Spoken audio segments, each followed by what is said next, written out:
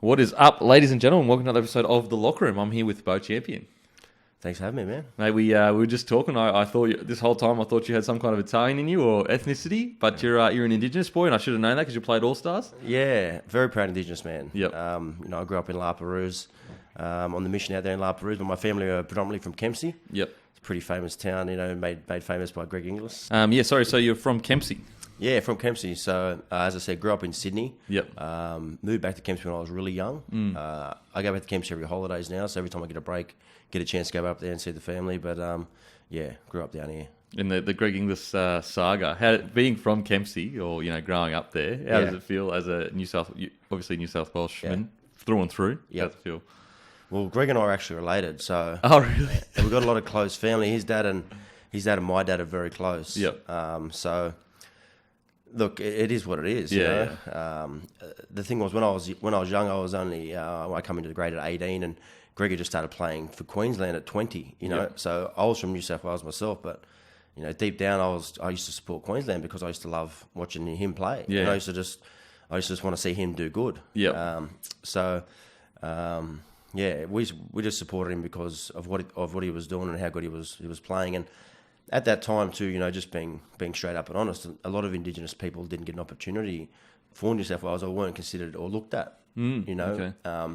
And when you look at their team now, if you look at their back line now, they're you got Addo Carr, you got Peachy. Yep. Their back line's fully stacked with Indigenous players. Yeah. So at a lot of the time too, the Indigenous community felt like a little bit like, gee, well, Queensland are giving all these Indigenous guys a run. Thaiday, Thurston, Inglis, all these guys, Hodges. I know they're all from Queensland, but their team was predominantly made up of Indigenous players. Yeah, Ty Williams was on the wing there for a bit there too. Reece Wesser. There was heaps of Indigenous players. I know Matty Bowen even got was playing in and out when Lockyer wasn't playing. So I think a lot of the Indigenous community started to support Queensland, whether they were from New South Wales or not. And then when our star went and played for Queensland, well, it was just normal to support him as well. Yeah, it's weird like that. So I remember when I was coming through like real young in De Vere was playing for New South Wales. Yeah. And like obviously I would still support Queensland like at the end of the day, but I also wanted him to play well. There's this bizarre situation where you're like, he's with the Broncos and so it's that strange situation of, you obviously want New South Wales or Queensland to win, but at the same time you don't want to get your relative to get touched up and beaten. No, 100%. I think it's just how we are as well. Like if one of our players from our team do leave and go to another club, we want them to play as best they can. That's true. And I'm one of them guys that would never pull anyone's tail. If they're doing good or something great happens for them, I'm stoked for them. Yeah. Whether it impacts me or not, it doesn't matter. It's more so the fact that, it's out of my control. I'd rather just support someone than want to see him go bad. Did you so when you were growing up, did you play footy together or near each other at all? Or well, we didn't become too close until we actually played New South Wales touch together. So really? We under 15s there was a touch tournament and we went and played touch and we played them in the grand final. And we beat them in the grand final, but then they put together a New South Wales team to go and play in the State Cup in Darwin. And we both got selected for that team. And it was back when Ansett fell over. So we were supposed to go from here to Darwin via Ansett. Yep. And anyways, Ansett crashed and we had 4 days to make it to Darwin. As in Ansett crashed as a company? Yeah, as a company, yeah. Not as a plane. Not a plane, they didn't crash. Its share price crashed. So what we had to do was we had to get a bus. So they organised a coach.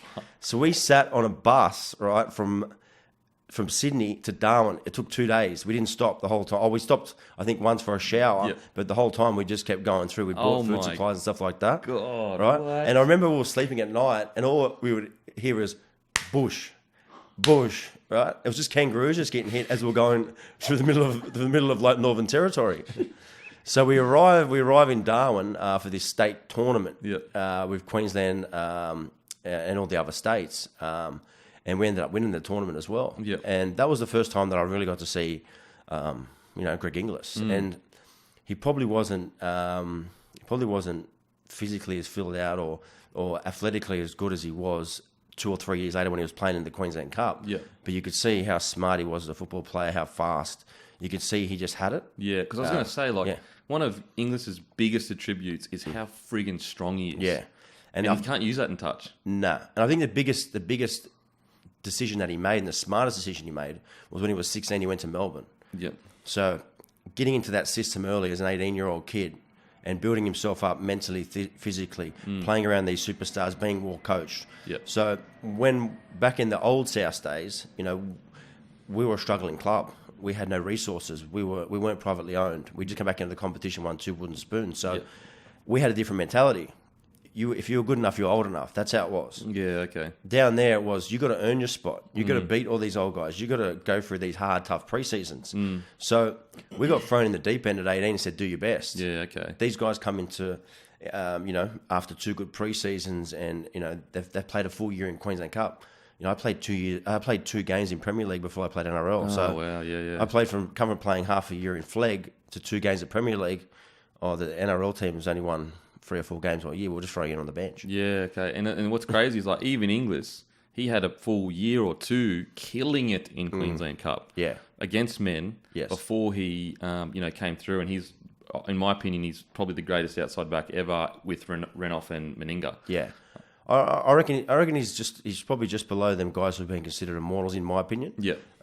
Because if you look at big games and what he's done in the big games, I know that you know, sometimes he's been criticised for maybe the difference between him and, say, a Smith or a Thurston or a Cronk and these guys is the consistency. But when you look at all these Queensland big games and through that big period, you know, Inglis was a dominant force. Yeah. You know, even when he got rid of Gaznia, across his body. Yeah, across his body, and then Turner, and then through and it just looked like he was gliding, and like he'd taken, even when he scored that try against Brisbane where he beat them 10 guys for South, when he got to the end and he put the ball down, it was like he hadn't used any energy. Yeah, it's so true, eh? And you look at these guys, you think that, like, for myself, if I ran 40 metres, Blowing. mate, I'll be hiding for the next 3 sets. Yeah, you know what I mean? Yeah. So you just appreciate how good these guys are, you know. And when I went to Melbourne to play with guys like Slater, Smith, and Cronk, man, it's unbelievable, because 3 or 4 years later you're in high school and you're playing touch footy at lunchtime pretending that you're these guys. So you just get to appreciate how good these guys are, and then try and fill your role in the team. Yeah, and I guess it would have been similar when you went to the Storm. Sometimes at the Broncos, a lot of those younger guys, it's different now because they don't have friggin', you know, 10 internationals or whatever. But when we were coming through, you know, you showed so much respect to those older guys that you often, in games, you would rely on them as well. You would be like, all right, I'm not going to try anything crazy here because Lockie is going to do something. Yeah. Ennis is going to do something.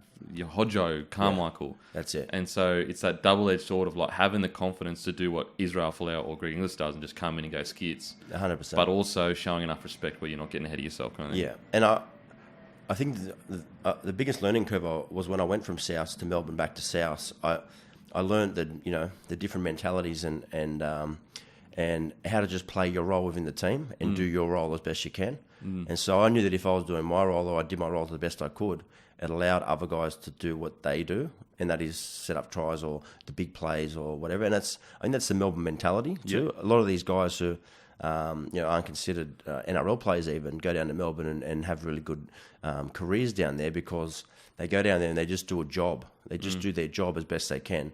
If you're a front rower that is good at just getting quick play the balls, then your job is to just get the ball as many times as you can, find your front, get up, play the ball quick, and let the rest happen. Everyone on the outside might not see it, but as a player inside that team or inside that squad, you appreciate it, because even a guy like Blake Ferguson right now for Parramatta, his first runs off a set, getting his set rolled, they change so much of the game. When you look at it, when you micromanage a game, that one quick play the ball then leads to another guy getting on his front to the other guy. It just becomes a snowball effect. Yep.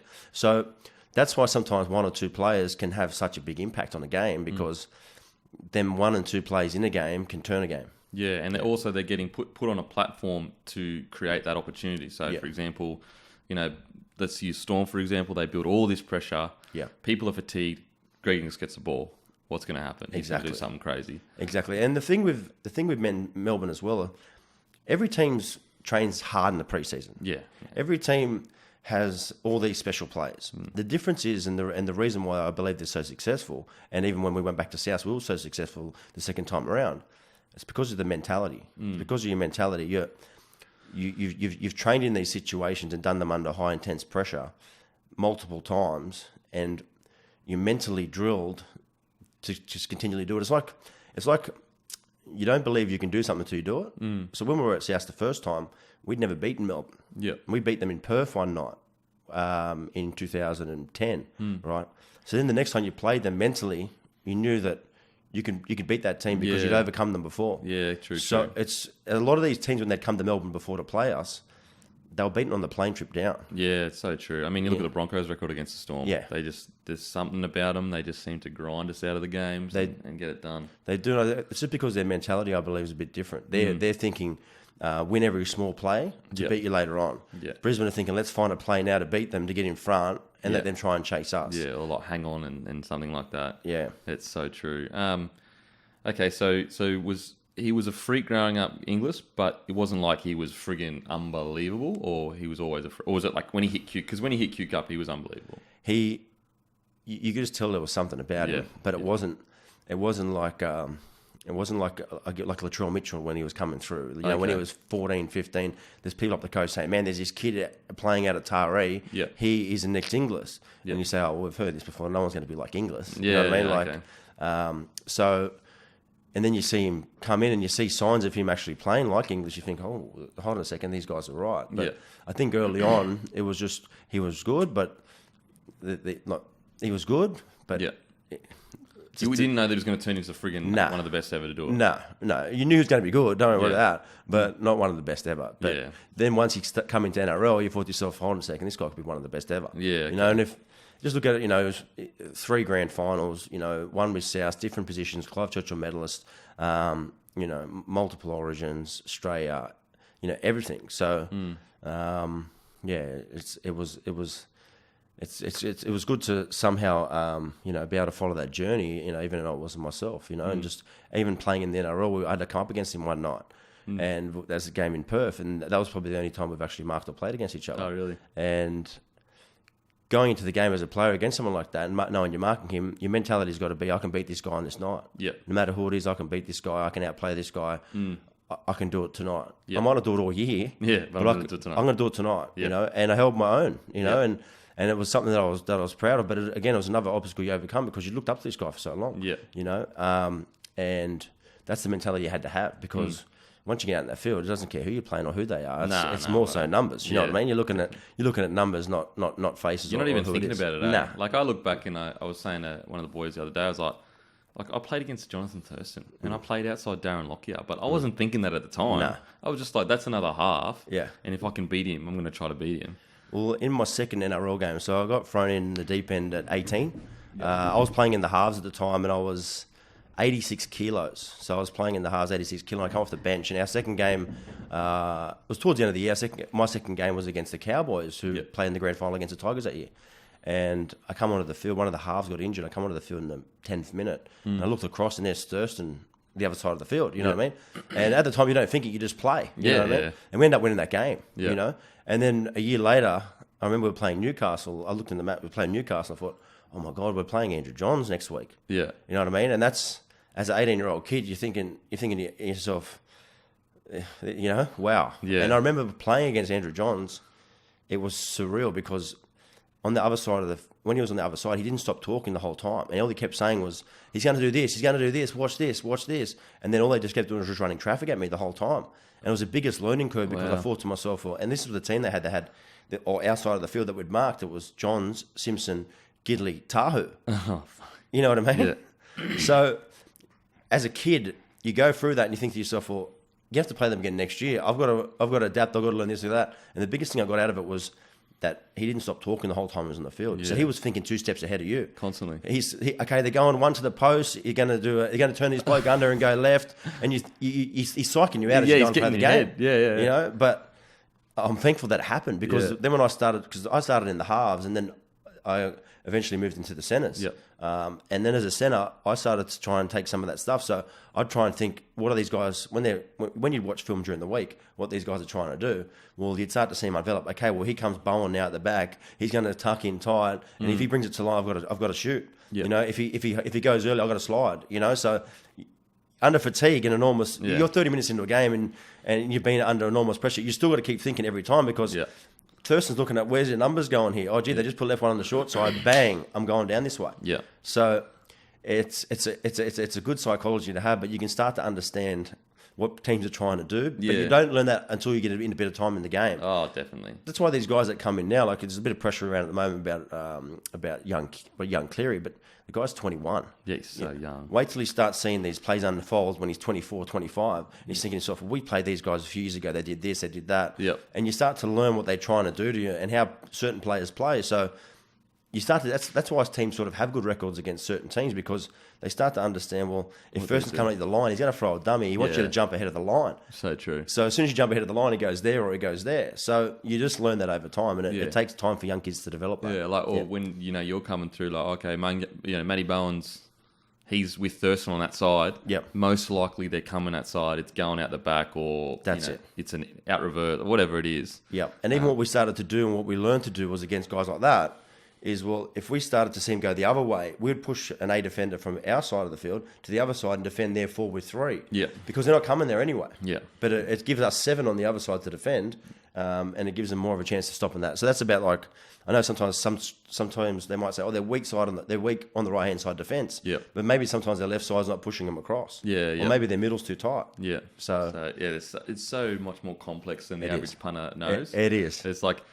why did he do this? I bet you there's like 3 plays before that as to reason why he did do that kind of thing. For sure. It's like, it's a little snowball effect. Well, a good example, just me personally, on my debut, Wayne Bennett told me before the debut, he's like, mate, I want you to stand as deep as you can stand. Mm-hmm.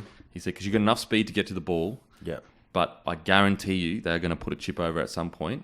And when they do, you're going to run onto that and basically get it. Anyway, so gets to like 60 minutes, I don't know, whatever minute it was, boom, they put that chip through thinking that I was too deep. Yes. Draw the chip out, got the ball, 75-metre try. There you go. Just like, and the commentators were even saying this rookie is played really well, but his positioning's not too good. Yeah. So everyone's thinking that I don't know what's going on. I'm too deep. I'm a rookie fullback. I need to work on my positioning. Yep. But Wayne has specifically told me, trust me, stand deep. Yep. You'll catch every ball in the full, and then when they do chip, you've got enough pace to get to that ball. Boom, 75-metre try. And that comes from experience. Do you know what I mean? So he's probably watched video or known that player does certain things with that coach. Yeah, Brett Kamali and Brett Stewart. There you go. Was it Kamali? No, it's Matt Orford. Sorry, Matt Orford. Yeah, and it was similar when we played the Titans one night. We played him in a trial early, and we played him and I was marking Rogers. And my pet play was to run hard at inside shoulders, and I either hold a defender in for someone to come out the back, or they slide off and I go through. And I knew Rogers knew that. I knew that he knew, well, this guy, when he gets the ball, he's going to be an inside shoulder run up. So early in the game, they threw the ball to me early, and I faked to go inside. I just seen him plant. Yep. And then I skipped to the outside and ran down the sideline and scored. Yep. And it made it, like Matt Rogers was something I looked up to as well, but it had been them 3 games leading up that I thought, this guy knows I'm an inside shoulder runner. He knows that. So over time, you got to adapt your game. That's why a lot of these young guys come in. First year, they kill it. Yeah. First year, they kill it. They go, oh, this guy's a freak, right? Yeah. Coaches look at it and they go, well, let's just put more inside pressure on this guy and see how he adapts. And you see a lot of inside pressure, and he's got to pass earlier, and he's getting hit late, or they're staying nice and square. Especially say you're a good fullback, you just kick it downfield and just say, whatever you do, everyone stay in the line. Do not rush out of the line, no matter what he does. If he starts running across, the whole line just follow. So early on in their career, idiots would be running out of the line and just putting pressure, and they go bang, bang, bang, and they'd score at the other end of the field. So true. Like Ben Barber was the king of it.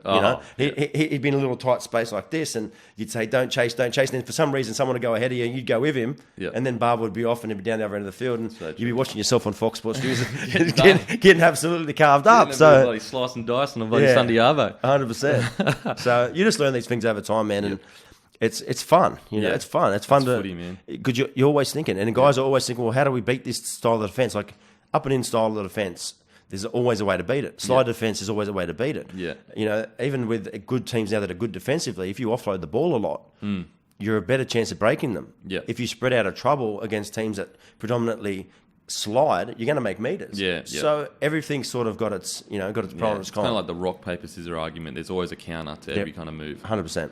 But anyway, take us back to yourself. Young fella, grew up in Kempsey. When did you play footy from 6 years old? Yeah, so I started playing when I was 5. Played out at La Perouse, started out playing there. I lived at La Perouse at the time. I played through it. I was about 9. Then I went over to Southeastern, which is another local team around the area, and played through there until I was about 16. Back then, we were very lucky because Matthews Cup, SG Ball, Jersey Flegg. What happened was the first year that we played Matthews Cup, they then changed the age group to a year above. So we went from Matthews Cup to SG Ball back-to-back years, then straight to Jersey Flegg. So it wasn't like you had to play upper grade in SG Ball. So obviously I grew up in La Perouse and played with the local team there. So I played from 5 to 9 at La Perouse and then another local team around there at Southeastern. But we were very fortunate because Matthews Cup, SG Ball and Jersey Flegg, what they did was the first year in Matthews Cup, they changed the age groups. So we actually went straight from Matthews Cup to SG Ball rather than having to go to SG Ball and play a year above. So development-wise, it was a lot better because you weren't going and playing against kids who are a lot bigger than you, from Matthews Cup to SG Ball. And at the time when I come in and I was playing in the junior ranks, South has actually been kicked out of the comp. Yep. So we didn't have a team that we could strive to go and play for. Yeah. In '99, I used to go and watch all the South games, and I loved South. And all I wanted to do was play NRL for South. That was just my dream, was to play one game for South. And when they got kicked out, they still kept the junior system alive, which was great, but we had no pathway into the NRL. Yeah. And that's where we've seen guys like Craig Wing, Brafer Nasta, Rennie Matua leave as juniors of the club and go somewhere else. So what then happened was, again, once I got to that stage where I just finished SG Ball, and we'd had very successful teams junior-wise. So Matthews Cup, we made the grand final. At Matthews Cup, we made the game to go in the grand final, and then SG Ball, we got beaten in the grand final by Newcastle. Guys like Mullen, Cade Snowden, all them sort of guys. Yep. So then South got reinstated to the competition. But at the time, too, it was, South are back into the competition, but they've had to bring all these older guys into the club and try and create a culture that wasn't winning, and a culture where a lot of players, it was hard to attract players to South because they didn't have the money to offer them. Yep. They didn't have the support. They didn't have much at the time. It was just sort of, the club's back in the competition. It's going to take a good, 5-10 years to rebuild this club. Yep. And it did. The biggest change come when Russell Crowe and Peter Holmes Court took over the club. So I just, when that happened, I just started playing NRL. So I started playing NRL at 18. Just take us back to, did you always know that that's what you wanted to do, play NRL? So I went to Endeavour Sports High. So I used to travel train bus every day to go to school because I lived in Coogee and I had to travel all the way out to Endeavour Sports High, but it was the best decision I ever made. Yeah. So it was a sports high school and we had a targeted sports program there for rugby league. And I was there from year 7 to year 12 and I had great mentors there like Jeff Hardy and Dave Howlett, who's now a coach at Cronulla, one of the assistant coaches. And it allowed me to develop my game and live and breathe rugby league. So that's all I did. So we would train before class. At lunchtime we would be playing footy. We'd be playing all sorts of sports. So all I wanted to do was play rugby league. And because I had a bit of a tough upbringing, it was my out. So I knew that if I worked as hard as I could and if I committed everything I could to rugby league, I'd give myself a chance and it would be sort of my out in life. So when you say, and you don't have to talk about it, you don't want to, but when you say tough upbringing, what do you mean by that? Well, look, it just wasn't easy, man, So I grew up, as I said, I grew up in an Aboriginal mission. I might not look the most Indigenous person, but I'm very proud. You grew up on a mission? Yeah, I grew up in a mission at La Perouse. Yep. Before that, I grew up in a mission in Kempsey. But it taught me things, and I had to grow up faster than normal people. So you see things you don't want to see at a young age, but it makes you stronger and it makes you smarter. And then it makes you more hungry to get out of there. And it makes you want it more. So that's why I travelled to school 2 hours every single day for rugby league. Oh wow! Yeah. So you were somehow switched on enough to know, like, this has been tough growing up. I don't want to be here. Yeah. Obviously you love your family and everything. Yep. And your relatives, but I don't want to be here, so I'm willing to do whatever it takes to get out of this. Well, I had really good support around me. So my mum and my dad and my nan were really big supports to me. So they understood that it wasn't easy for us, at the time, but they encouraged me. They gave me self-belief. They gave me every tool I needed to be an NRL player. And when you get in that position where people are sacrificing things so that you get a better life, you've got to make the most of it. Yeah. Some people have got a lot easier. Some people get in their Range Rover and go down to, Vaucluse or Double Bay, and they probably don't appreciate it as much. No way. But I'm so thankful that I had that upbringing because it taught me adversity. It taught me resilience. It taught me, appreciate the things that you got. It taught me to give, be generous. So them parts of my life I'll never take back. I love them. So, but and it toughened you up too. We used to play tackle football on the road. That was so and you used to play against kids who were a lot older than you, Yeah. and sometimes kids would want something that you got, and you had to fight for it. It'd be a street fight. They either want your bike or you get your bike. So Just kind of different way of living, really. it's Like a different way of living. And as a rugby league player, you need these tools. It's when you go on the footy field, it's kill or be killed reality. It's either they win or you win. Most of the time, it's usually sometimes they win, sometimes you win. So, but that's the mentality you got to go in with. So that was a situation that I didn't choose. That was what I got put in. But what I could choose to do was I could turn up to training early. I could train harder than anybody else. I could stay away from drinking. I didn't drink until I was probably 19 or 20 years old. So my commitment was to rugby league, because I knew that if I made it in rugby league, it would set up the rest of my life, and at least give me opportunities for the rest of my life. Because growing up as a kid, all I respected and who I looked up to were the footballers, even if they were not NRL players, even local football players, because the competition was so strong. And you admired your uncle and your aunties, and your cousins, because they were the heroes in the community, because they were the footy players. Yep.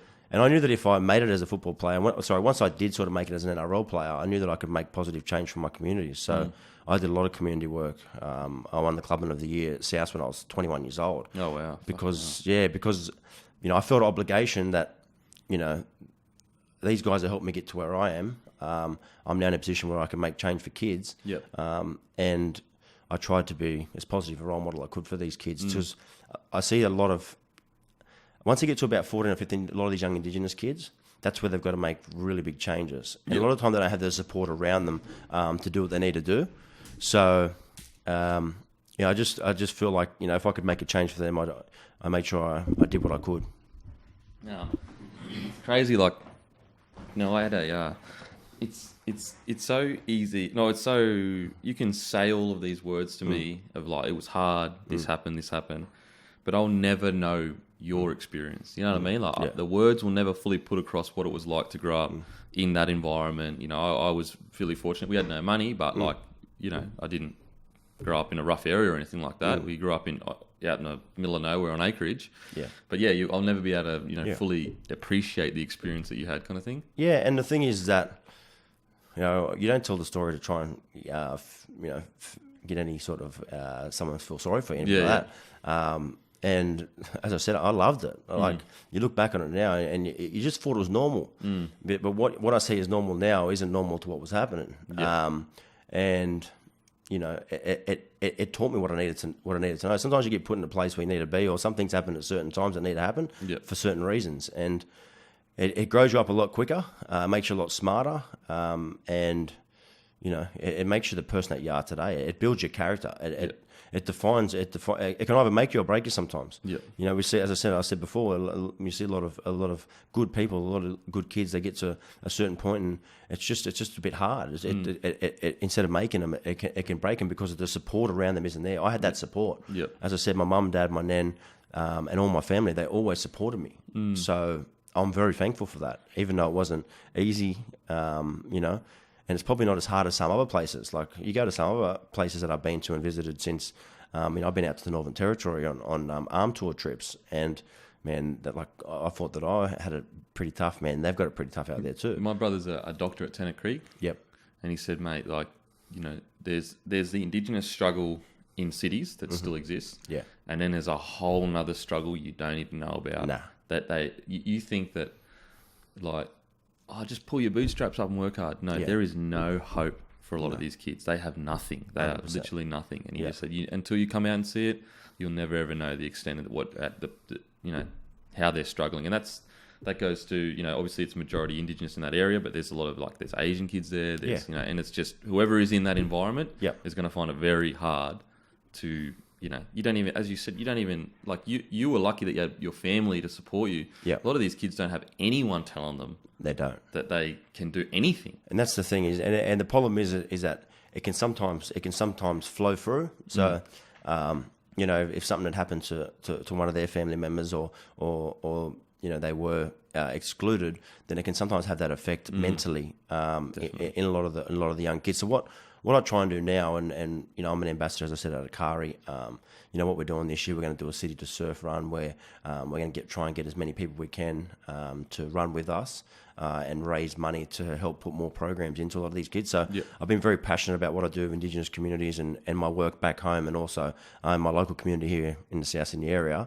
What we're just trying to do is just to give them kids belief. Create that environment around them where, you know what, we do care, mate. If you need to ever talk, we're here to talk. And when I first started playing NRL as opposed to now is I've seen so much change in these communities. When I went out to the bush, first of all for oral health programs, we used to go out there and it was really, really bad. And then we got to a point now where we go out to these communities and it's really good and it's positive. I remember when we went to La Perouse Public School, the attendance rates there were like 40%. 40% of the kids were going. And then when we started to go in and do reading and literacy programs, the attendance went up to 90% for the year. And these kids went from level 4, with his reading and literacy up to level 3. Wow. So when people do, and I see a lot of community, and that's why I do a lot of community work too, is because I've seen a lot of my idols and my heroes do it before me, like Preston Campbell. Dean Witters is a big leader in the communities. You see what the work Thurston does. You see what Matty Bowen does up in North Queensland. So it's good that for Indigenous people, rugby league players are role models. They're their idols. They don't want to be doctors. They don't want to be nurses. They don't want to. You go to every Indigenous community, you say, "What do you want to be when you get older?" They say, "I want to be a footy player." Yeah. 1% of all the people that play football end up making it to the NRL, and the average lifespan's around 50 games. Yeah. So for that, it's good to say, man, it's great that you've got a dream of doing that, and I hope you give it everything you got, but you got to have a backup plan. Yeah. Just in case it don't work out. Yeah. Just make sure you go on to school. And that was one thing we were at Endeavour. If you didn't do your schoolwork or you didn't complete your assignments, you didn't play rugby league. So when you're at Endeavour, at what point did clubs start? Did you say did you make the Queensland side? The New South Wales sides or anything? No. So what happened was when I was at school, we won the Arrival Life Cup. Yeah. So we won this. Yeah. We won the year before. We went to the grand final when I was in year 11, and we were red hot favourites to beat St Pat's. We beat them in the state knockout a couple of weeks before, 40-10. Yep. So we were on the bus on the way to the game. We were planning what we were doing after the game, how fun this is going to be, and all this. Young and dumb. And I remember it, and we got beat 20-0. Oh, right, and nothing went our way. And I remember Gus Gould and Vossi saying, "I can't believe this. This team's been undefeated all year, blah, blah, blah. And the ball would just bounce their way, or this would happen." And there's only 20 minutes each way back then, 20 minutes each way. So it was a quick game. And so if you got off on the wrong foot, you were gone. Done, yep. And we got beat 20-0, right? And the year later, we went back and we said, that's it, we're not going to lose. And we didn't lose a game all year. And we went to the grand final and we just won against, it was against the Pats the second year. St Don's beat us the first year. Yeah. And I remember it was all that hard work had sort of led up to that sort of point. And I got the Peter Sterling medal that year, which was the player of the year. Yeah. And so for people listening that may not know school footy, the person that wins that usually at least ends up in an NRL squad. That's how prestigious that kind of award would be. Oh, for sure. And the thing was that I wasn't making these New South Wales rep teams and Australian schoolboys teams. Oh, wow. And I was playing in a team at Endeavour where we had 7 out of the 13 starting players were in the Australian team. And you got the medal. And I got the medal. Wow. So how good's that? That was a big achievement for me. But at the time, I was the captain of the South SG ball team, and I'd just been offered a contract at South. Yep. And I remember, it was actually funny, Paul Langbeck was the coach at the time, and it might have been Langers or it might have been Tugger. And they said, come into we just finished the game, we were winning the comp in the SG ball, they were up the top. And he said, Beau, you got to come into the office next week, we've got to sign you up on a contract. I was only 16. And I said, yeah, no worries, I'll come in. And I said to Dad, I said, they're going to offer you a contract. He said, all right. He said, just go in and see what it is and we'll have a chat about it. So I went in and they offered me a contract. It was $500 in all my school fees, right? And I thought to myself, $500 in my school fees. I was thinking to myself, I just spent $500 on the weekend, you know what I mean? So I went back and said to my dad, I'm not signing this contract. I said, they're supposed to be ruling the club and they're talking about these kids are all of our future and all this. So, and this is when I sort of started to learn negotiation for my real estate sort of thing. So I said, no, I'm just told no. Yeah. So I said, no, I'm not interested. Yeah. And they said, what do you mean? And I said, well, I'm not interested. I didn't have a manager at the time. Right? 16 years old. 2 weeks later, they call me back into the office. They have a new contract on the table. They had a contract of $25,000 or $35,000 as a 16-year-old kid. Back then, that was big money. I mean, I was playing my debut year on $25,000 a year. Yeah, and I played NRL. That's it. And because I thought to myself at the time, I thought, well, I'm the captain of this, and they're telling me I'm going to be playing NRL, and I'm training. I go once a week with the NRL team, and I train. So And anyway, I thought to myself, that this is a massive deal. This is huge. You know, I would have. If they would offered me $2,000, I would have took the 2,000. You know what I mean? Yeah. And I signed the contract, and then I ended up going through the ranks and playing. I've ended up playing 7 years at first for South, and the negotiation for contracts weren't as easy moving forward. Bro, you literally increased your worth by like 60,000% or something. Yeah, like 530 grand. Yeah, that's what 30 divided by 2. Well, when I sat down at the time, I said basically, I got on the front foot and said, well, this. I said, if you're not willing to, I don't want to go anywhere. But and unfortunately, about 3 other boys in our team signed that contract. Oh, fuck. They signed that $500. That's the thing that sucks. Is like, you would think at that age they would be fair. You know what I mean? Back then the club, you don't understand, the club didn't have much money. Yeah, okay. The club were just struggling to make ends meet. Yep. So, but I thought to myself, if they're going to invest in their future, they've got to invest in their future. Yeah. You know, if they want me to commit to full training and do this and do that, when I get to 17 and 18, you know, that's a discussion I had with my dad at the time. I said, I need to be getting this money. So it was funny. I was going to Endeavour Sports High School, getting 2 or 3 grand a month. You know what I mean? Just going to school. Living you know what I mean? Just going to school. Living the dream. It's set up some bad habits though. It's set up some bad habits because imagine. You know it's only a small amount of money when you think about it. Like when you think about it now, at that age. At that age, but when you think about these contracts that NBA and NFL players are getting, you know, LeBron James will come out of high school and what would he be getting? His night contracts would be zillions and zillions of dollars. Just what we know about as well. There'd be so much under the table shit. 100%. So and the good thing is too now is that NRL players are getting looked after. They're getting the money that they deserve to get. As I was saying to you before, when we were playing, the salary caps were around $3 million between 25 players, and Roy Asatasi, when he first came to the club, was taking a good chunk of that. So the rest of us just got dripped down. Mate, 100%. Like it's totally different now. Like I was a current NRL top try scorer for most of the year in 2008 until right at the end when Brett Stewart pipped me. Yep. And I was on 50 grand match payments. I know. And it's them stories are hard to, you know, they're hard to fathom, and it disappoints you because like how hard is it to make it to the NRL? Oh. Man, like you don't know what you go through, physically what you go through. The chances of actually, you know how good these players are that you're playing against? Like, I know it's a good honour and it's a great honour to get there, but the amount of hard work you go through to get there is unbelievable. Yeah, it's weird is like a lot of people they never say to a doctor, you should be honoured that you have that role. 100%. And yet we put in more work than a doctor because a doctor from 5 years old isn't working towards being a doctor. No. A footy player or any sportsman from usually 5 years old is working towards that dream. And I believe it's all because of perception. So people have got a perceived thing in their mind that, you know what, you're lucky to play in NRL. You should, you know, you should say you're fortunate and that it's all great. It's 100%. I'm lucky to be playing in NRL, and I appreciate being an NRL player. But you don't know what I've done to get to this point. No you don't know what I've had to go through. You don't know. You don't know the ups and the downs. You don't know. You don't know what it feels like to lose your position, be off contract, and have no money at the end of the year. You don't know what it's like to be out there, to be training at 5 a.m. in the morning at Wanda Sand Dunes for 3 hours, right? Or doing a 2-day army camp. I said, like, you know, and that's why I get a little bit, you know, when I see a lot of keyboard warriors on Facebook and Instagram, like I get guilty of myself sometimes, blowing up about a player or arguing about a player, but these guys have earned the right to play, but the best thing you should do is just support them because they're out there giving it their absolute best. They're putting their body on the line, and they're sacrificing so much just to give you guys entertainment and a thrill. And also to chase their dreams. But, you know, I see so many people being bagged, or this guy couldn't do this guy couldn't do that. But, man, these guys are human, you know. These guys go through so much emotionally and physically. I think that just, you know, people should just take it into their mind sometimes. What are you doing? Yeah, like... What are you doing? Yeah, well, like, think about the hardest thing you've ever done. Now think about doing it every day. Yeah, exactly. And even before a game, sometimes even when I was 100 games in, you know, you get to the game and you think, like... You'd still get that feeling and them nerves, and you'd still think to yourself, this is 80 minutes of basically going out and running 15Ks here, or 12 to 15Ks, and having collisions. And it's a fight. I could walk off this field with my injured or knocked out or dead. You know what I mean? Like 100%. That's the seriousness of it.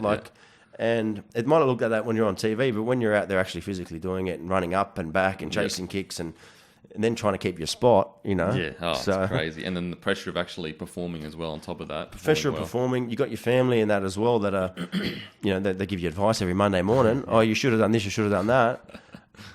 I know. I wasn't blessed with Greg Inglis' size, speed, and skill. You know what I mean? I just made the most of what I had.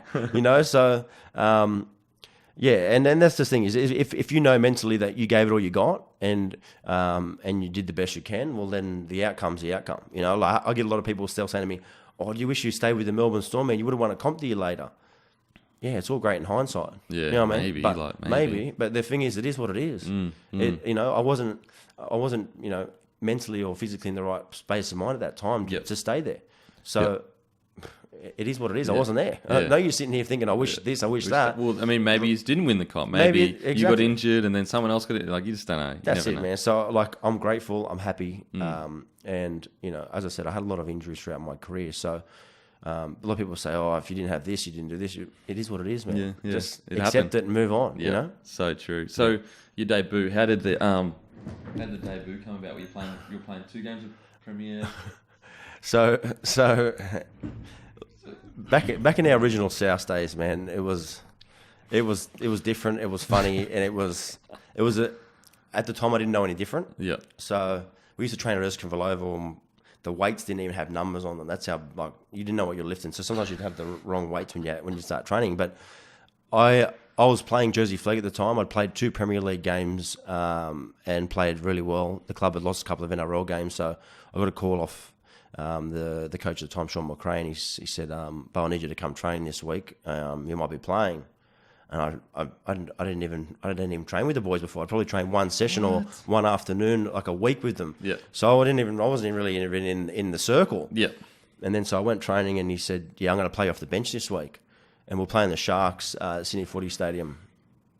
And I was sort of like, "Oh, this happened really quickly, man. I was only just playing SG ball, then Jersey Flegg, and now he's just from in NRL."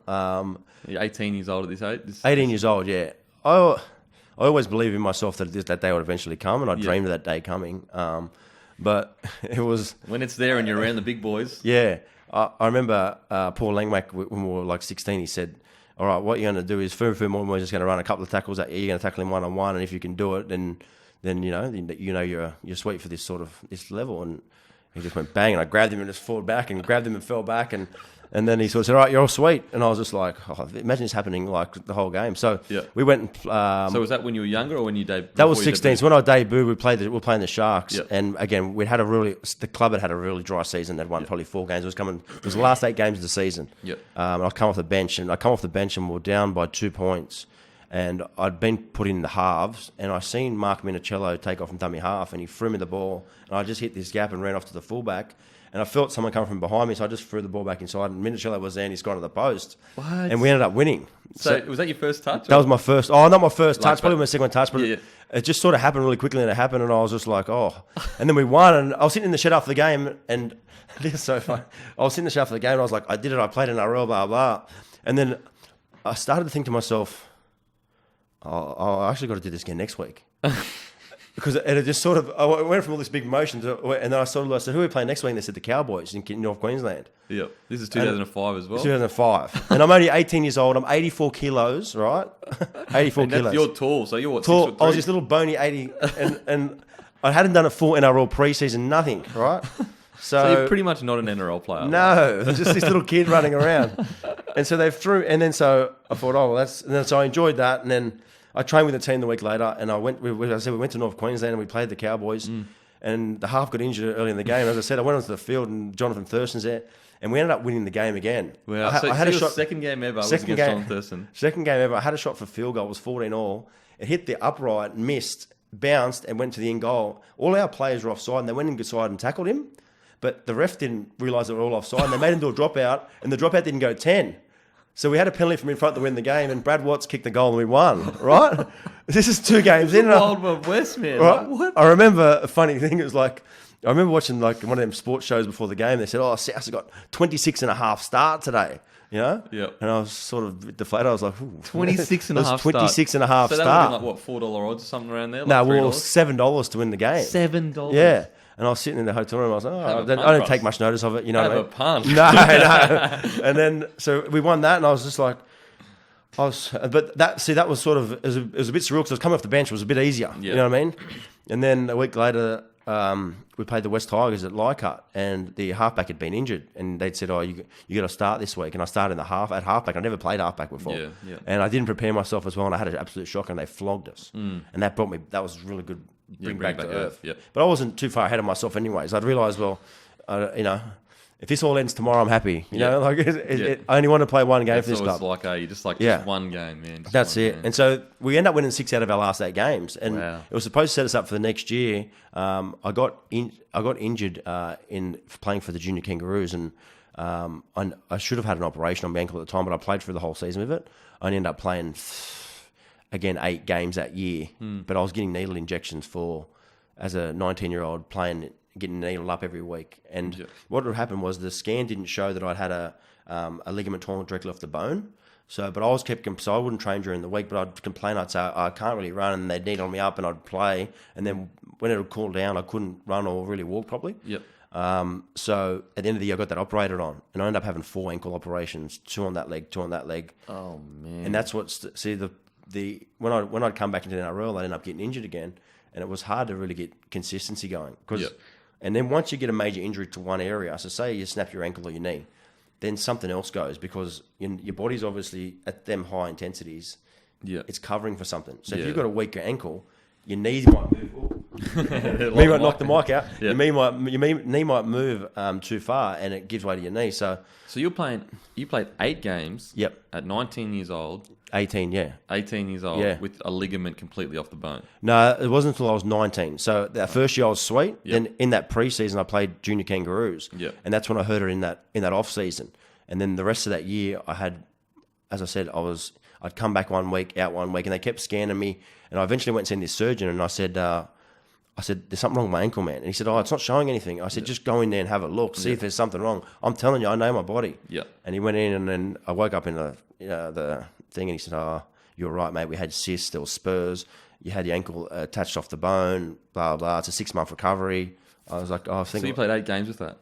No, so I played 8 games at the end of the year with that. Yeah, in 2006, we won 3 games all year. We won 2 back-to-back. We won a wooden spoon that year, obviously. And a fucked ankle. With a fucked ankle. Yeah, and so by that stage, I played 16 NRL games in 2 years. Yep. And Jason Taylor came to the club, and again, the whole regime sort of changed, and I was still in the halves, and I knew I wasn't a half. And then he tried to play me as a fullback, and I was too slow to be a fullback. Yep. So we went on a trip to America, and we were playing against Leeds Rhinos in Jacksonville. And in the preseason, I'm just like, I'm not going to get a start ahead of Peachy, Merritt. I'm not going to get a start ahead of the halves that we've got at the moment. I've got to think of something else. Yep. So I looked at the team, I was like, I used to play centre when I was at school, and I played a lot of centre in the junior reps. I thought, well, why not just ask them to play in the centre? So I started the game at fullback, and I come off, and there was about 20 minutes to go, and one of the older players wanted to come off. And I said to him, give me a go in centre. And so he said, yeah, go and play centre. And Mark Keefe Senior. And I felt really comfortable. And then so what I did in that preseason, I just started playing centre. And I thought, well, what am I going to do to make it as a centre? I thought, well, defensively, if I can try and be strong, then I'll make it. I said, and just hit holes, and maybe try and draw and pass. And then so I just become like a constructed centre. Wow, that's crazy. Just to try and get in the side. Just to keep my spot. I thought, well, I'll just keep learning and just try and make it as a centre. Yep. And I remember my dad saying to me, I said, Dad, I'm playing centre. And Dad used to always give me, advice. He'd tell me straight this, that, and he used to put a lot of belief into me, but it used to keep me on my toes as well. So he'd always, if I play a good game, he'd say, you only played average today, And then if I played a shock, he'd say, don't worry about it. You actually played all right. So mentally, he knew what he was doing. Trying to keep you here. And he knew what he was doing to try and get me up and down. Yeah. And he said to me, you're too slow to be a centre, mate. He said, don't waste your time, mate. He said, you're better off just start doing something else. Don't worry about, Start doing something else. You're not going to worry about playing 5'8" and fullback. And then I said, well, I'm gonna. We want it more now. I want it more now. He did it for a reason. He's saying that for a reason. He knows his son. He knows his son. Yeah. And then so I did it. And then I started playing Premier League early in the year, and I scored 6 tries in the first 2 games. Oh, fuck. Or something like that, or 6 tries in 3 games. And the club had lost their first 3 games. And then JT come and said, all right, you're going to play centre in the NRL. And then when I played centre in the first game, we played the Cowboys again, and I scored a double. And that sort of got me going then. So I think I scored...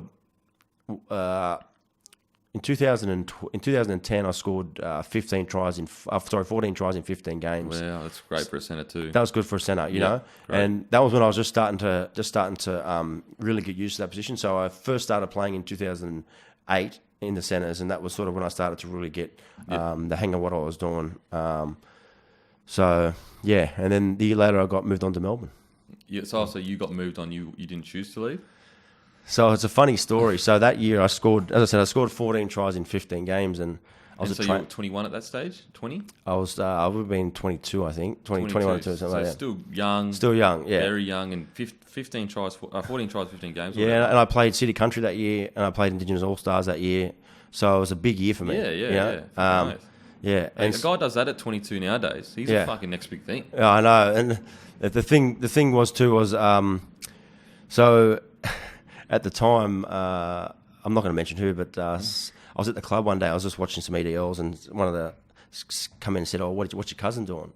What do you look at coming to sign at the South?" And I thought to myself, "Who are you talking about?" You know. And then he said GI, and I said, "Oh, I don't know. I'll ring him and ask." So I rang him after and asked, and he said, "No, I'm about to sign with Brisbane this week." Blah blah blah blah. I was at Brisbane when he was about to sign. Yeah, we thought he was coming. Then he was done. Well, there you go. So then I rang the person back, and I said, "Look, listen, he's made this. Maybe try this, and you might do it." And the next day, at the back of the page, he's wearing a South jersey, back page of the paper. I thought, oh, maybe this might happen. And then a week later, he's at training in Southsea. What? And then I thought to myself, oh, how good is this? We're a chance of winning the comp now. We've got Inglis. We've got the man, you know. And then about a week or 2 later, I get a phone call from my manager. I was on OK money at the time. And he said, "Can you come and see me?" I said, "Yeah, no worries. Let's catch up. Let's get a coffee and that." "Yeah, sweet, bro." And on the way there, I'm starting to think to myself, what does he want to see me for? I've got another year left of my contract. Yeah. Like managers only talk to you when I'm fucking off contract. I've rang him 10 times this week. Yeah. Anyway, so I go and see him, and we sit down. He says, "Mate, would you sign with Parramatta a 3-year deal for this amount of money?" And this was rep money. This is what New South Wales centres are getting paid. Wow. And I said, "Oh, yeah." I said, at the end of the year, I think He said, "No, you got to leave right now." And he said, "Mate, you have to leave right now." I said, "Listen, can I have time to think about it?" He said, "Yeah, but and Dylan Farrell had just come through as a centre as well." Yeah. And so they're thinking to themselves, well, we've got Beau on this amount of money, taking up this much cap. We've got a young kid coming through who's on probably nothing. Yeah. And we need to fit this superstar in that'll change our club forever. Yeah. And I understood that. I wasn't silly. And I was like, well, you know what? Like, it's the best thing for the club. If it happens, it happens. Anyways, Parramatta come back and said, "No, we don't want him. We don't think he's worth that much money." Oh, and I was like, how good is this? I'm staying. Yeah, right? yeah. Anyways, I get a call one day, random number. I answered it. "Hey, it's Craig Bellamy from Melbourne Storm." I sort of said, "Come on, mate." Yeah. He said, "No, seriously, Beau, it is. Can you give me a couple of minutes to talk to you?" And I got a little bit of a, whoa, you know what I mean? Yeah, it's Bellamy. Yeah, and he said, "Mate," he said, "You're playing with Cronk, Blair, Slater, Smith, blah, blah, blah. Come down." And I said to him at the time, I said, "Craig, I'm going to be honest with you." I said, "Mate, I've never loved Melbourne." I said, "I've been there on holidays. I don't like it." I said, I like being close to my family." I said, "But I'll give it some thought." And about 2 days later, I get a message at about 11 o'clock at night. When you get like a girl and you're fighting with the girl and a girl sends you an essay? Right, never happened in my life. So I get a text message and I looked over and it was a random, I didn't save the number. I looked down and then it was going, it's written like this big and he was going through everything. Blah, blah, blah. And Bellamy had written you a big message? Bellamy had written me a big message. And I thought to myself, man, this guy wants me. This club's telling me we want to move you on, and this guy wants to help me and he wants to improve my career. Yeah. And I thought, I'm going to be playing with the best players in the world, but they just come off a salary cap too. Yeah. So everyone was like, "Oh, Melbourne are done. Melbourne can't do anything. Yep. Nothing's going to happen." Blah blah. And I gave it some thought, and I thought, you know what, man, this is the best decision for my rugby league. I'll give it a crack. So I signed a 1-year deal with a 2-year option in my favour. So basically a 3-year contract in Melbourne. How good's that? Yeah. And Was it decent, okay money? Or? It was just below rep money. Oh, wow. But South paid half of it, and then Melbourne paid half of it. So it's a fucking great contract. So it's a great contract. It was everything. And I'd actually thought Bentley wrong, the wrong bloke there to start with for a bit. Really? Were you like, holy shit, man? I was, and it was the best thing I ever did. It was because not so much football, like I learned so much about football. I'll give you an example. First day I went to training, everything's video recorded and filmed. Yeah. We never did that when we were at the original South. Yeah. Nothing was filmed. And what year was this, sorry? 2011. 2011. So I went down there. Just starting to come into the bigger clubs, they start filming everything. But yeah. And he was filming everything. And what we do after the session, we'd do these recoveries, and we'd start training at 7 o'clock and finish at 5 at night. Yeah. And we'd go out and we'd train on the field, and go and watch the video back, and you'd watch the mistakes that you made, rather than go out and play it on a footy field in a game and then say, oh, well, round 3 in, we're 1-4, we need to fix this and this. And everything was just so monitored. And I thought to myself, oh my God. And I was watching how fit the team was and how good the players we had. And one day my dad rang me and said, how's training going? How's you going to go? I said, Dad, I think we'll win the comp. And he said, oh, are you sure? He said, you got a lot of new players in that. Yeah. Like you got Matt Duffy and Justin O'Neill and all these guys no one had ever heard of you yet. Yeah. I said, Dad, you don't believe how good these guys train in that. I said, we've got a different mentality. I said, I reckon we'll win the comp. And we ended up finishing minor premiers that year. Yep. We got beaten the game to go to the grand final by the Warriors. The Warriors ended up playing against Manly. Yeah. But and so how many games did you play that year? I played 16 games that year. Okay. Yeah, so 16 games. Solid year. Yeah, it was. I played the first 7, and then the City Country game, I dislocated my shoulder. Every time I got 8 or 10 games together, boom, injury. So I was out for about 6 to 8 weeks with that. And then I'd signed with the Gold Coast too. So Craig, at the time I wasn't playing my best footy either. And I was going in between reserve grade. And then sometimes Craig would put me on the bench, or I'd get a start in the centres. But there were guys who were playing better than me at the time. Maurice Blair was having a really good season. And as I said, we had really good young players like Matt Duffy and Justin O'Neill who were killing it as well. So I did come back in a game before the semi-finals, and then I played throughout the semi-finals. How good's that? It was unreal, yeah. It was unreal. And we always struggled against the Warriors. You know, the Warriors were always when I played at the Warriors, I think we drew with you or something, but we always seemed to do all right against you. Yeah, and the reason why that the Warriors were I believe, had a good record because they could get quick play the balls against the Melbourne Storm, because the bigger forwards, they could get just rampage through if they were on. Yeah, it was really hard to stop them because they broke the whole system up. They broke the system up, and they had the offload too. Yeah. So when we played on that night, we just didn't play to our best. We didn't complete well. We played basically un-Melbourne football, and they beat us. They scored on with a couple of minutes to go to hit the front, and then they ended up getting beat by Manly. So it's not like you're fucking Jonathan Thurston. No. You know what I mean? Like you're a solid, really good at that point. Fifth, as I said, but you're not like Thurston that he's like begging, but he's sitting there so keen to help you, and like going through everything. 100%, and that was, and the thing was, Craig was unreal. Like, he give you a spray when you needed a spray, but he just the way that they thought about football.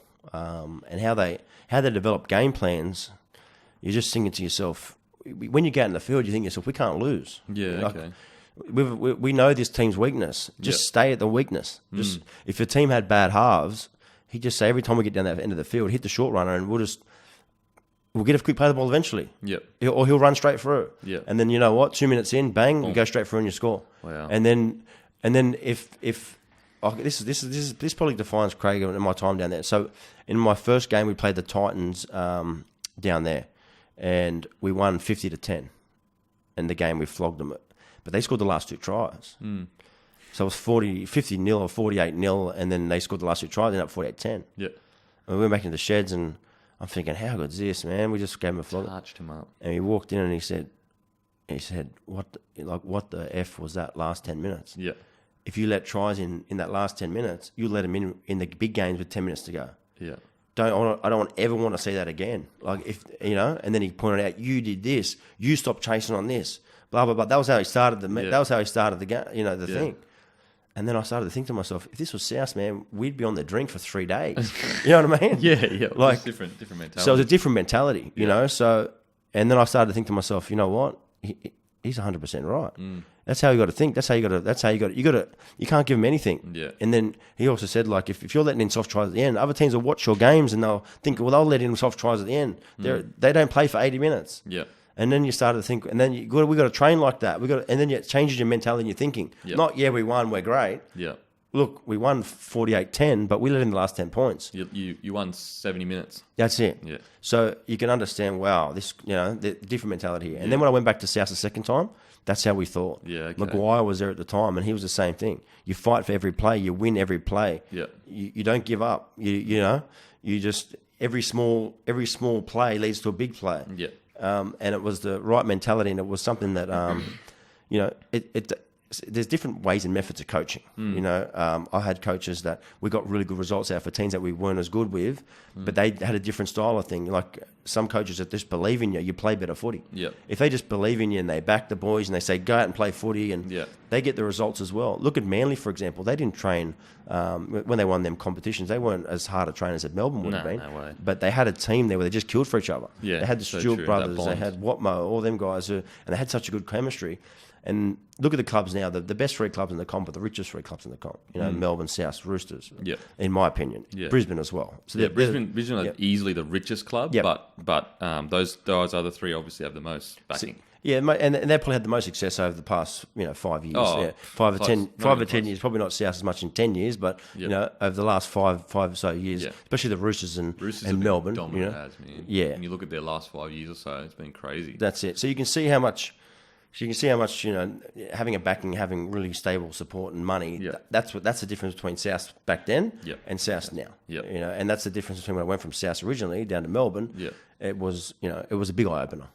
So going to the Titans, did Bellamy just say, look, there's an option there for you, you should probably take it, or what was it like? No, early on, so after about round 6 when I'd hurt myself, I'd had a discussion with the Titans, and I'd had a discussion with my management and told them that I wasn't, I was loving the football side of things, but the rest of my life I wasn't enjoying. It's not me. My family's not here. Family's not here. I didn't, I haven't even had one come to a game yet. It's just a bit different. I said, and I miss that. I miss having a life outside of football. Yeah. I'm one of them guys that get the best out of myself when I'm happy. Not so much. See, other guys need to be strict or this or that. Pretty much army. Yeah, I work differently. So I had a discussion with Craig. Craig said, give it. Give it 5 or 6 more weeks, see how you go. So I did, and I still felt the same. I couldn't see myself living in Melbourne for another 2 years. Also, too, when you're living in Melbourne, so you're travelling a lot. So you're interstate every second week. You're either up to Sydney or Brisbane every second week. And after a while, the training and the travelling and stuff, it just takes its effect. And as I said, I played my best footy when I was happy, when I was free. When I was mentally in the right state of mind. Yeah. Okay. And so you go up to the Titans, and what was that like for you? So it was 1 year you were there. Yeah, it was disappointing, to be honest with you. I signed a good contract again up at the Titans, and how long was it for? A 3-year contract, same money as I was getting in Melbourne. Yeah. So, and the problem at the time too, the Titans had just won the wooden spoon.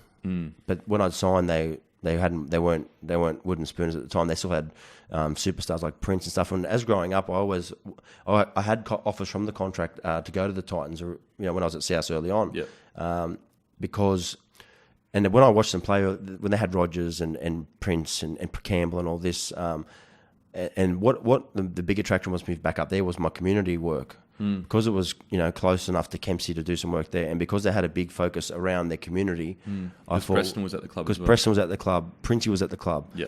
All these guys were there. I thought it was going to be a really good fit. The lifestyle was going to be great. Yeah. And again, the same thing happened. Injuries just killed my career there. The first year I was there, I think I played 8 games. 8 games. And again, it was just injury after injury. Couldn't get no consistency. And at that stage too, I started to feel, when your body's just not, when you go into training and you're constantly like, and Dylan Walker's just, he's beating you as an 18-year-old kid, hands down. You're thinking to yourself, maybe my body, it's starting to slow down.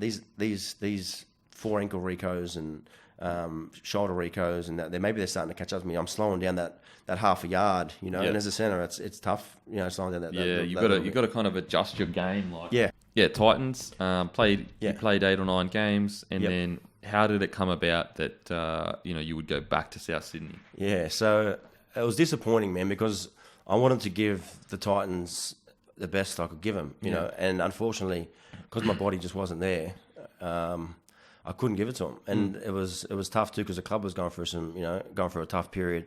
They were changing ownerships, stuff like that as well. So it was a bit of a circus. But what had happened was, because I'd had an average or below average year, and because I was on decent money, what had actually happened, Maguire took over at South, and South lost both their centres in the preseason. So Dylan Farrell needed his back to be fused, and Matt King had sustained a freak injury, and he wasn't going to play either. So South didn't have any centres. And so I got a call from my manager again, a good one this time. And he said to me... They're not fucking very often. No, not very often, brother. And then he said to me, mate, would you go back to South? I said, yeah, 100%. Me and South had no bad blood. I did the right thing for the club, you know what I mean? I knew that they needed, I needed to move on. Inglis go there. They not owed you one, but they kind of did, you didn't Mate, we always kept in touch, you know what I mean? I'd done a lot for the club. The club gave me an opportunity. It was mutual respect. That's how it was. And I'd caught a call, and then he said, would you go back to South? Like right now? I said, yeah, for sure. Like South just finished top 4. I loved it. Like they got all these players there now. They can win a competition, you know? And it was, and then believe it or not, a week later, I'm back at South. I'm back at the same locker where I was, where I was 7 years before. So, again, it was just a different. I'd gone back to a new South though. Okay. I'd gone back to a new South. I'd gone back to a half Melbourne South and a half, original South that I was originally at the first time. Yeah. So I met with Michael Maguire. I loved everything he had to say. I knew the direction that they were going in, and it was unreal. Lighting, torture. All right, sweet. Go up. Okay. So you got a decent contract again. Yeah, I did. It wasn't huge money, but again, because I was on these 3 deals at each time. The power to stay kind of thing. So you could. Well, the thing was that the clubs are paying half and half every time. So I'd get half off the Titans and half off South because that would free their cap up, and then South would fit me in their cap, and everything would work out. And same as when I went from South to Melbourne, they were paying half and half, so it worked out good for everybody. How good's that? So I went back to South second time, and as I said, I met with Michael Maguire, and I seen exactly what was happening. I seen that they'd basically implemented a lot of what Melbourne had because Maguire was under Bellamy at the time, and he'd had his own little piece to it as well. And I was back with the guys that I was playing with originally, with some more new faces as well, and some young kids coming through. And the first year I think we finished 4th, and the second year we ended up winning the competition. But again, unfortunately for myself, it was just injuries. Yep. But were you part of the Premiership winning side? I was part of the squad. So I played the first 2 NRL games. Yep. So we played the Roosters in round 1, beat the Roosters, and then we played Manly at Gosford, and we got beat. And then I snapped my wrist, and again I was out for 6 months. So fucking hell. Some people say you're unlucky. Yeah. But I reckon sometimes too it's you make your own luck, and sometimes it's just not meant to be. Yeah. You know what's weird is like with my career, I quit quite early. Didn't play that many games, but especially with all the research into like CTE and stuff, was I really unlucky? Like I've still got my body, still got my health, no terrible injuries that I wake up every morning going, fuck, my knees are fucked. Yeah. And I think like, I played NRL. Yeah. You can never take that away from me. No way. And I played it at a good level as well. It wasn't like I just fucking filled in for 2 seconds. Yeah.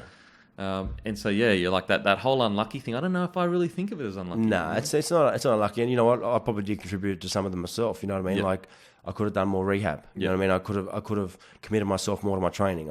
I look back and say I could have done that. I don't have any regrets. But you look back and you say, well, in hindsight, that could have happened or this could happen. But again, in hindsight, I couldn't have played that one game. Totally. So I look at it as a picture of. And I feel too, like even like Nathan Merritt didn't play in the grand final. Yeah. There were guys who were at the club, Ben Lowe didn't play in the grand final. There were guys at the club who, for 3 years before that, were. Merritt's a legend. Merritt's a superstar. He was a superstar. And just because he didn't play in the grand final, does that mean he's less worthy of being considered a premiership player? No. It doesn't, because Isaac Luke didn't play in the grand final. Is he not a premiership player? I don't think so. He was one of our best players. You don't get to the finals without any of those guys. No, and we're as a team, we all helped each other get there. You know what I mean? We We all went through the army camp the year before. We all played most of the season, you know. So a lot of the players that you're with, they understand and respect that. You know, from the outside, people looking in, you know, they might say, I was blessed to be a part of that squad because I seen South in their lowest of lows, and I seen South the highest of highs. You know, so it was two different concepts for me. I'd seen this when we were, you know, when we didn't have weights on our weight numbers on our gym, to when we've got this state of the art, you know, facility at Redfern Oval. And the best thing was when South won the competition was what it did for the community. So growing up as a kid, as I said, I went for South my whole life, and we were bagged and we were treated. You know, it was like, you know, South were always a laughing stock. You know what I mean? And Roosters always considered a South sort of, you know, the little brother. Yeah, like, and sort of, you know, and just let it sort of happen. It took our good players. Yep. So, you know, to see the community and what it meant to the community, grand final week, the games leading up, after the game, for months after the game, the next year, you can see that the whole point of sport and stuff like that is to give people, you know, hope that they can do something. And the best thing with South is that we breed our own juniors. So we've seen Alex Johnson, we've seen Dylan Walker, we've seen John Sutton, or Jason Clark, all these guys playing that grand final. So people from our community see guys like that and they say, well, you know what, if he can do it, I can do it. Yep. And that's the biggest message that we get out of it. It's not so much about, we're heroes, you know, we're holding a trophy. It's there's more to that than rugby league. The impact on the community is far bigger than a premiership ring on your finger. 100%.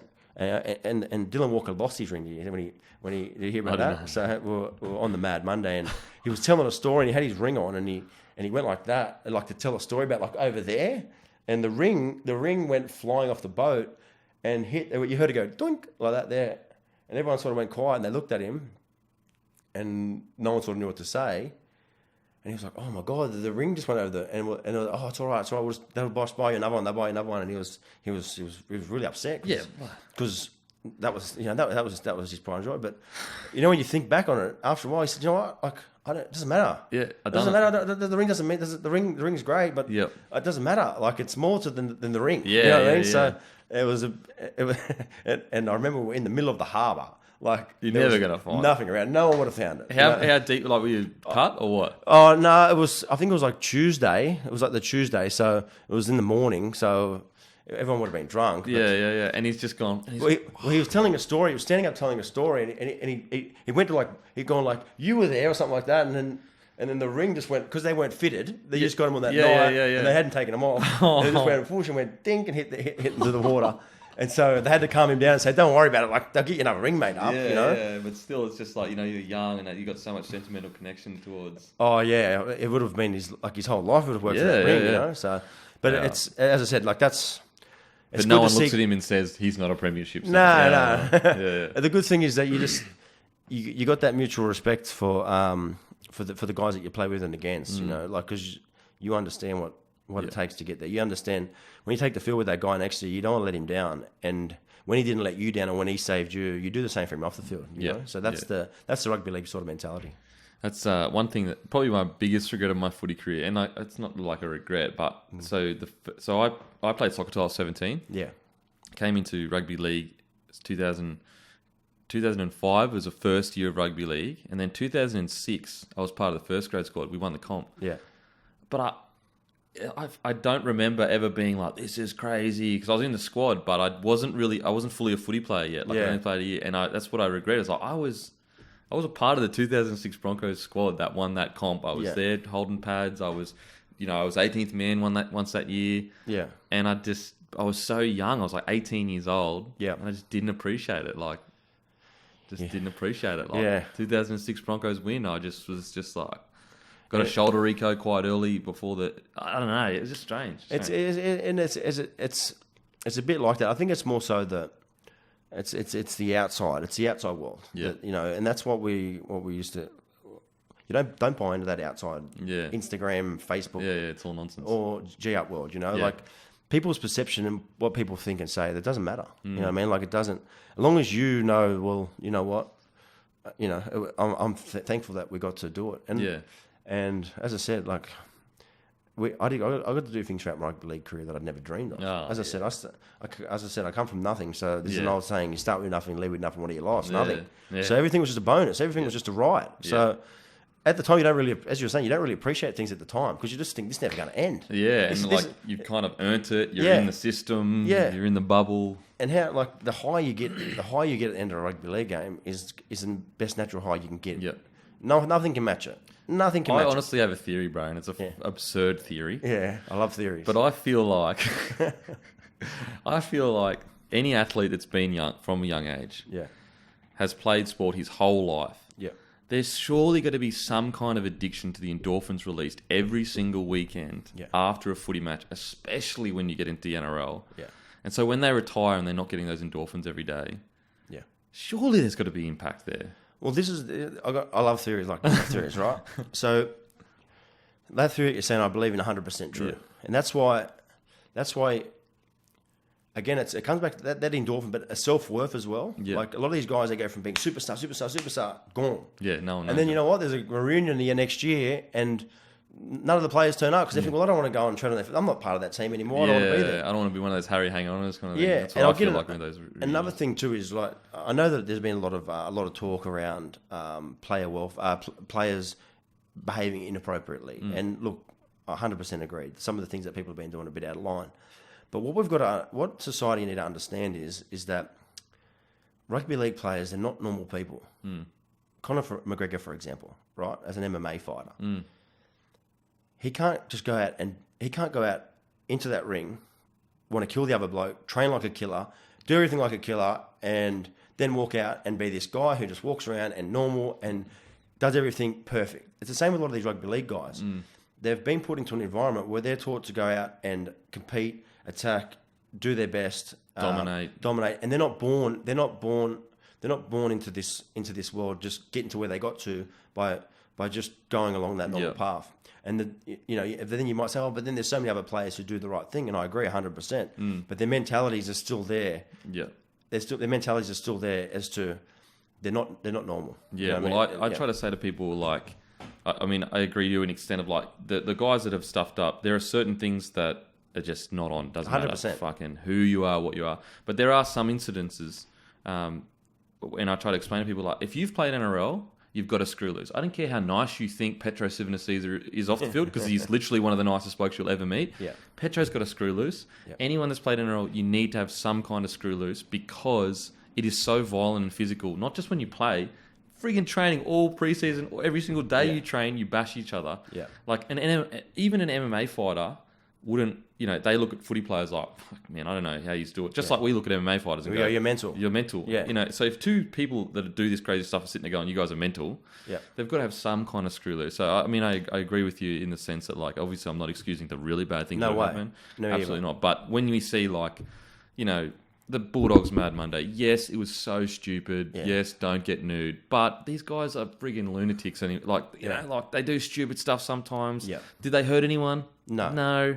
Like, is it that big of a deal? Like Mitchell Pearce situation. We're looking back at that right now going, can we go back to the days when a dude just humped a dog? Like, do you know what I mean? Like that was blown up like he killed someone. Yeah, and that's the sad thing about the media, is that, this country and even the social networks, they're looking for wrong in people all the time. They're looking to find a story, they're looking to make a story, they're looking to blow things out of the water.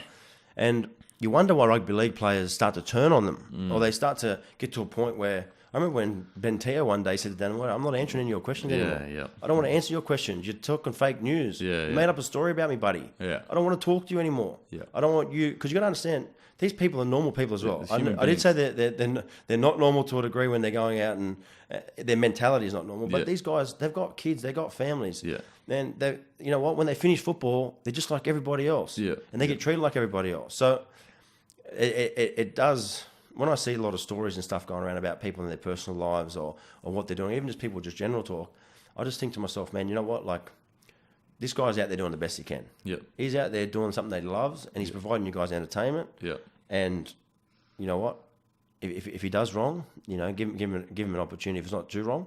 But again, if he keeps stuffing up, he doesn't deserve the right. He doesn't deserve the right to play in NRL. Oh, I totally agree. Like, that's the thing that I think, like, we're saying this. We're not sitting here saying that hitting a chick is okay. No way in the world. Like, that is disgraceful in any fucking sense of any dimension. What I am saying, and I think what you're saying as well, is like these other smaller things, like getting on the drink and acting like a dickhead. Yeah. Like, yes, be punished for that. Yeah. Yes, get a fine. But let's not friggin' crucify the bloke like he's killed someone. Like, you know, I just feel like I'm just saying. I'm not saying in regards to anything, any play. Like, I never had an indiscretion when I'd played because I understood I understood that if I did something wrong or if I got caught doing something wrong, you know what I mean?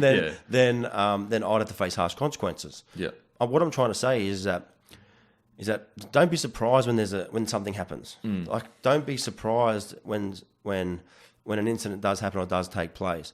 But before jumping on the front foot and making this guy out to be, guilty before proven innocent. Yeah. DeBellin, for example. Yeah. I don't know what happened there or what situation, but there's a situation.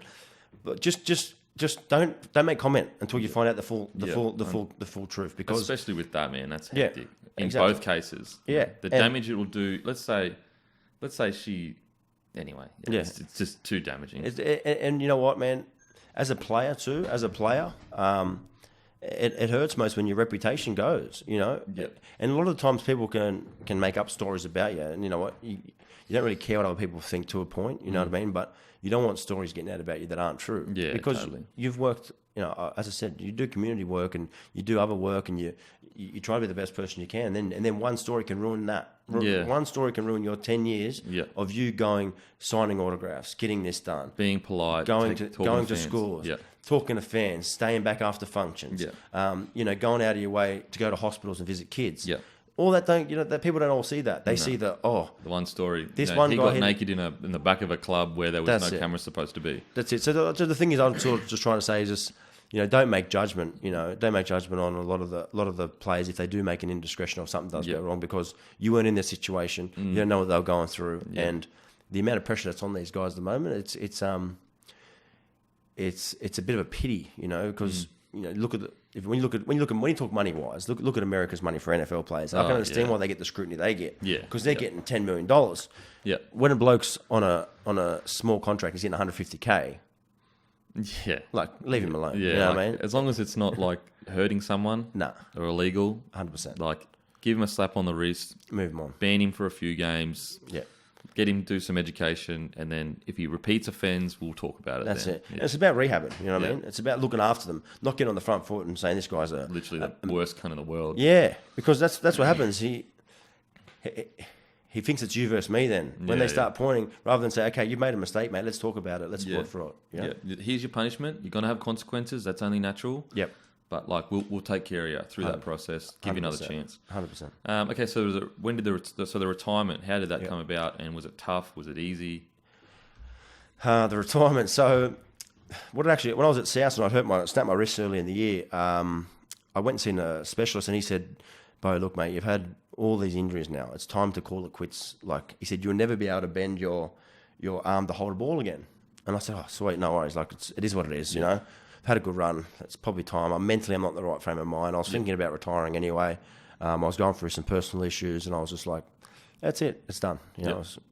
And then I got a bit of an itch again, because I was still at South. So I was only round 2, and as I got to about round 10, I got my arm out of the brace, and I went and seen this guy, and because he said I can break up all that scar tissue and give you that movement back again. Yep. And the surgeon said you won't be able to do it. Okay. So I went to this guy, and he used to hit me with a pole every day on my wrist to get more movement. What? And during that time, I'd contacted Parramatta. I had a coach out there, Murph, who was out there, assistant coach, and I said, "Oh, Murph, I'm thinking about playing one more year. Would Brad give me a minimum wage contract and just give me a chance, pay me match payments?" He said, "Yeah, I'll ask him." I went and met with Brad. Brad said, "Yep, 100%, no problem at all." And I remember we agreed, and I left, and I sort of thought, but my wrist isn't really sweet yet. And I thought, oh, don't worry about it. It'll sort itself out. And then I went to preseason there and had a great time at Parramatta. Like, I loved it. And I really respect Brad for giving me a chance and believing in me and giving me an opportunity, And it allowed me to meet. When I went to different clubs, the best thing about going to different clubs was I get to meet new people. Yeah, it's so true. So when I'm in Gold Coast now, I say, "What's Stevie Michaels doing?" Yeah, I text Stevie. Ralphie, what are you doing? Ralphie. Let's go fishing. Let's go put some mud crab trouts out. Yeah. When I go down to Melbourne or whatever, and the boys are down there, I'll text them and say, what's happening? So that's the best thing about it. So going out to Parramatta, I got to meet characters like Normie. Brother Norm. Brother Norm, Josh Hoffman, was he there? No, he wasn't at the time. Semi Rad Raja was there, Oh, wow. So, big Semi. Chrissy Sando was there again, so I got to play with Chrissy again another time. That? So, like, they're things that you don't look back on the time at Paramount and say, oh, well, it was actually funny. So we got back from America, and because my wrist, I couldn't fold it properly. I couldn't hold the ball properly. So I went to Nike and I got a glove. You know them catching gloves? Yeah. So I got a glove, one of them NFL gloves. And I wore it to training one day, right? So I could catch the ball and hold the ball properly. Because in the preseason, I was dropping the ball off because I had no strength in my wrist. To grab it. And so Normie and PC and Tackers, they just started on me. They just like, what the, what's Michael Jackson glove doing here? You know what I mean? 100%. And every time I drop the ball, it would be the glove, get the glove off, And then over a bit of time, once my arm was strengthened up, I took the glove off and I could hold the ball again. I could actually bend my wrist, and I put an Instagram photo up with the glove on, and they just, because I love having a good G up on Instagram. Yeah. So they had a good laugh about it. But it's crazy, like the boys are peppering you, but you're trying to mentally get through this shit. What actually happened was I had the glove, right, and then so I wrote it to the NRL and I said, I had surgery on this last year. The guy told me to retire. I can't physically hold the ball until I can hold it with the glove. Can I have permission to wear the glove in an NRL game? And they come back and said, no. They said, no, you got an unfair advantage over everybody else. I said, mate, I can't. I basically thought to myself, how do I have an unfair advantage? I can't hold the ball. Yeah. And so I just thought, well, I just have to strengthen it up and keep going and toughen it out. Yeah. So I did. So it would have been funny if I actually did play an NRL game. Bro, that'd be hilarious, bro. If I did, I would have had the full sponsors everywhere, all over it. You know what I mean? Like Beau's real estate there as you're retiring. NG Farah, have NG Farah. Bloke in a bar, have everything going there. Everything on one finger. And then when you score a try, you can sort of like hold up to the camera to try and just, get all your advertising out there. That'll be for 10 seconds in front of the camera. It's 10 grand, boys. Just doing that. Okay, so in the Indigenous All-Stars game, how much did that mean to you? Oh, it meant everything, man. Yeah. It meant everything. It was my first rep jersey in the NRL, and it actually coincidentally happened because Inglis pulled out. Mate, he's killing you. He's killing you. I got one back on him for once. So he got named in the centres, and he had an injury. And I remember I was at Redfern Oval, and I was speaking to one of the selectors, and he said, I think we're going to pick you to be in the, and I was like, wow. Like, this is like, as a kid, they'd always spoken about putting together an Indigenous team, this sort of stuff. And you basically, the guy actually said to me at the time too, he said, probably the reason we're going to pick you more too is because of the community work you've done.